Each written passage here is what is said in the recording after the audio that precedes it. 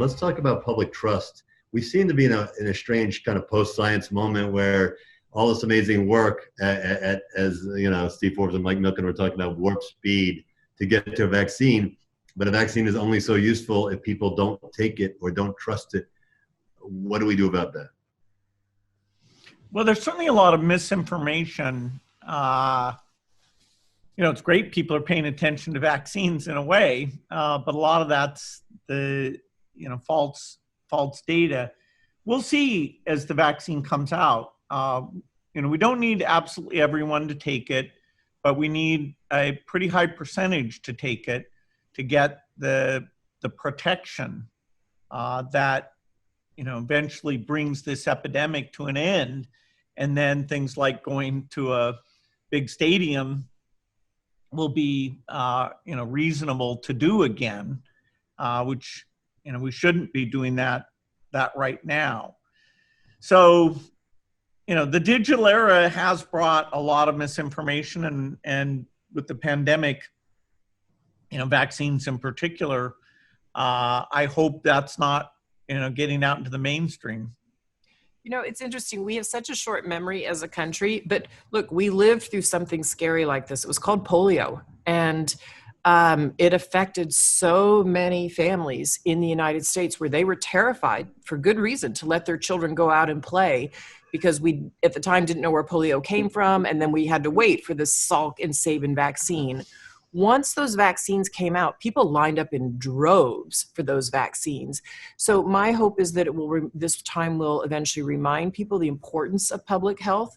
We forget in this country that diseases like measles are way more infectious than COVID-19 is. I mean, for every person who gets measles, they tend to infect 8 to 9 other people. It is so infectious.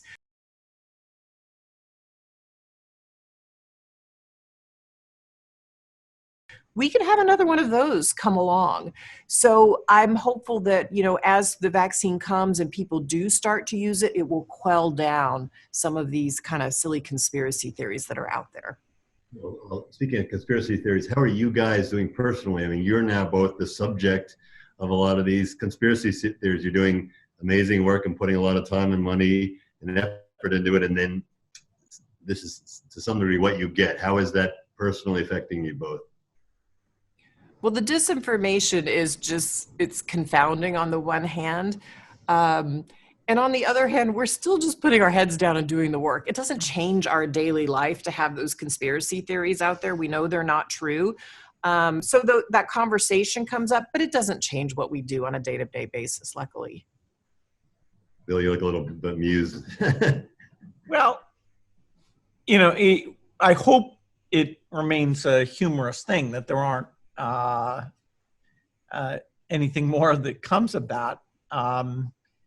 It's not like we're going to back off or anything. Some news channels have been better than others on these things. And, it just shows there's certain primal concerns about, medicine and science and experts that when people are worried, they're kind of more open-minded to unusual explanations. Yeah, I think there's a lot of anxiety for good reason in the country right now, and a lot of tension, and people are more glued at home. They have more time.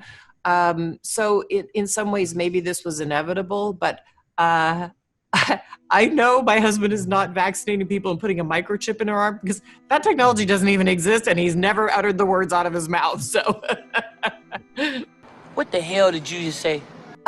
I know my husband is not vaccinating people and putting a microchip in her arm, because that technology doesn't even exist, and he's never uttered the words out of his mouth. So What did you say?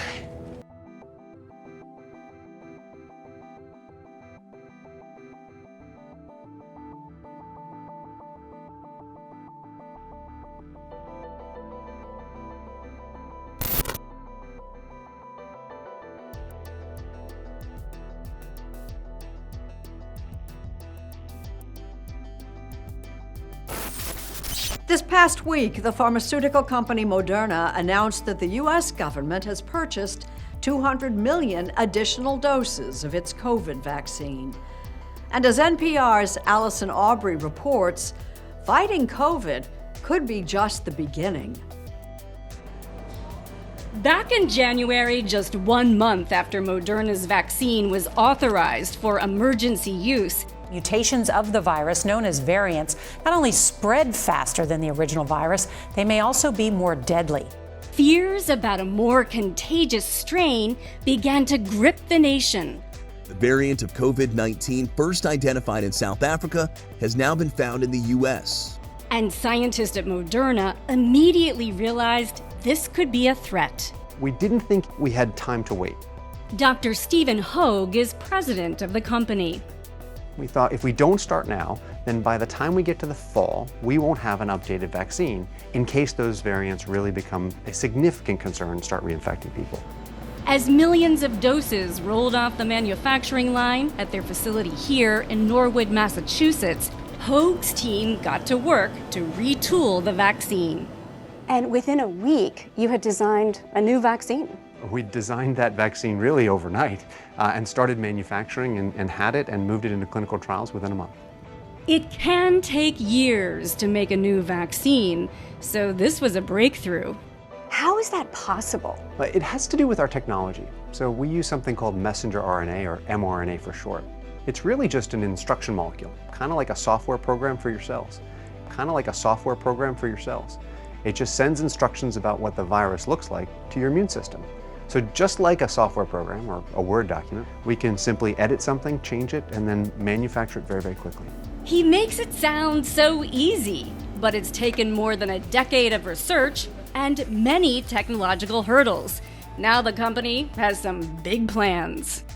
Now we've had an incredible year using messenger RNA to fight a pandemic, but we think we're just starting in the infectious disease space, and so there's a large number of other vaccines we're bringing forward. Their research pipeline includes everything from an HIV vaccine to heart disease treatments to vaccines for different kinds of cancer, including lymphoma and melanoma. Increasingly, there's growing interest in what can be done with actual implantable devices beyond what can be just done with drugs. So we're looking at implantables that we call chip-as-system devices. So these are devices in which the implantable is nothing but the chip. There's nothing else. This device is the smallest device that I'm aware of that allows bidirectional communication. Many equivalent ways you could calculate it. Ken Shepard, a professor of electrical and biomedical engineering at Columbia, oversaw the team that developed the new chip. You've probably heard of surgically implantable medical devices, like pacemakers. The goal of projects like this microchip is to make medical devices that can be inserted and removed with less invasive measures. You can see the chip here being tested inside, yes, that's a raw chicken breast. So what exactly could an implantable device that minuscule actually do? The Columbia team hopes one day chips like these could detect the spread of cancers or monitor one tiny area of the body, measuring the presence of a particular enzyme or biomarker. In this particular paper, we were just measuring temperature, which is a relatively easy thing to measure in a solid-state device. But you can imagine measuring all kinds of things. So, for example, we're working on measuring pH, acidity or alkalinity of tissue, which is important in many functions. We're specifically looking at monitoring various biomarkers during wound healing to understand the wound healing process and perhaps even trying to actuate in ways that would allow us to allow wounds to heal faster. But getting here wasn't easy. Besides being extremely tiny, the engineers needed to power the chip wirelessly. It also needed to send and receive data. One of the challenges with doing that is how you communicate with the device. So normally when we think of wireless interconnection, we think of using RF, right? That's the way our cell phone works. It's pervasive. Electromagnetics are pervasive in the way we interact wirelessly with devices today. The wavelengths typically for the kinds of frequencies that our cell phones use are on the order of centimeters in size. Devices we're trying to make are just fractions of a millimeter. 300 microns or about 0.3 of a millimeter. So it becomes impractical to communicate with them using electromagnetics. The answer to the communication challenge turned out to be ultrasound. Yes, the same technology used to take candid shots of your future bundle of joy. Ultrasound's much shorter wavelengths made communication with a tiny device possible. Ultrasound is also how the chip is powered. An imager sends a request for information into the body. An element in the microchip essentially turns some of that ultrasound into energy, which powers the chip. That power allows the chip to act and send data back to the imager. So as we know, ultrasound has been widely used in medical imaging, so it's regarded as quite safe. That's Chen Shi, lead author on the Columbia team's paper, who headed the chip's development and continues to test its capabilities. To survive the harsh environment inside the body, we will need to coat our chip with some stable and biocompatible film. So we have actually demonstrated the chip being survived in water for over 21 days. But actually, for real-world use, we would need to develop more robust coating. Now, some much simpler implantable microchips are already used in pets, usually to identify them in case an animal gets lost. These are also much larger. Outside raw chicken, other animals have also been the testing medium for this new injectable microchip. At this stage, we have tried injection in a mouse, so it's still in the early research stage. Human use is a long way down the road, but by that time, I'm sure this we will make sure that this technology is very safe and mature.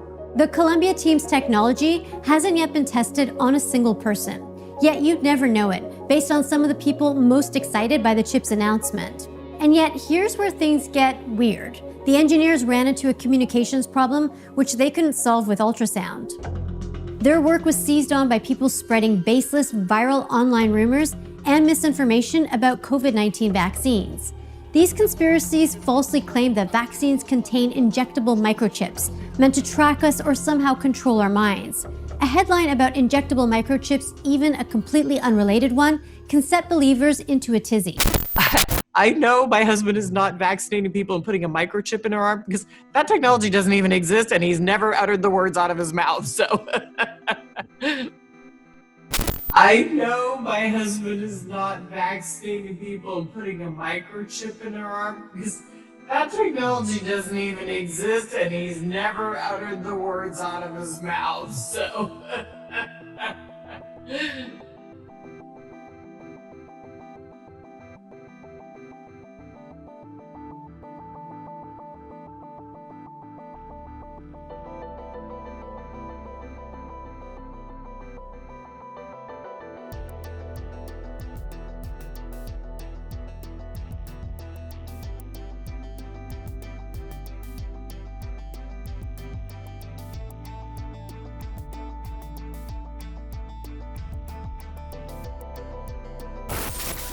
Now, Moderna says several batches of its COVID-19 vaccine sent to Japan were tainted with stainless steel particles.